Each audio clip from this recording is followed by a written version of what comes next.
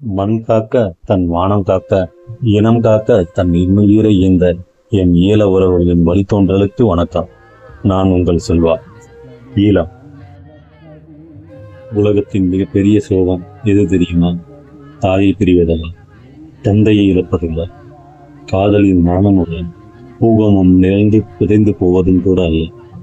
உலகத்தின் மிகப்பெரிய சோகம் தான் பிறந்த நாடு தனக்கு உரிமை இல்லை என்று ஒரு மனிதன் வெளியேறுவதும் வெளியேற்றப்படுவதும் தான். தோழர்கள், அந்த சோகத்தின் சுடுதல் என்பது உற்றவனுக்கே தெரியும், அன்றி உணர்ந்தவனுக்கே தெரியும். இந்த நூற்றாண்டில் சிந்தப்பட்ட அடர்த்தியான கண்ணீரும் அர்த்தமுள்ள இரத்தமும் ஈழத்தின் தேசத்தை, தமிழ் ஈழத்தின் நியாயத்தை, உலக உதிர்வுகளை உச்சரிக்க வைக்கின்றன. அதன் வரலாறு நியாயங்கள் எல்லாம் அப்புறம் இருக்கட்டும், முதலில் அதன் வாழ்க்கையின் நியாயங்களுக்கு காது கொடுங்கள். தான் பிறந்த வீடு தனதில்லை, தான் ஆடிய வீதி தனதில்லை, தனக்கு நிழல் கொடுத்த மரங்களும் தனக்கு மலர் கொடுத்த கொடிகளும், காதலியோடு கைவிரல் சேர்த்து கதை படித்த நந்தவனமும் தனதில்லை என்னும் சோகம் உங்களாலும் என்னாலும் உணரப்பட முடியாது நண்பர்களே.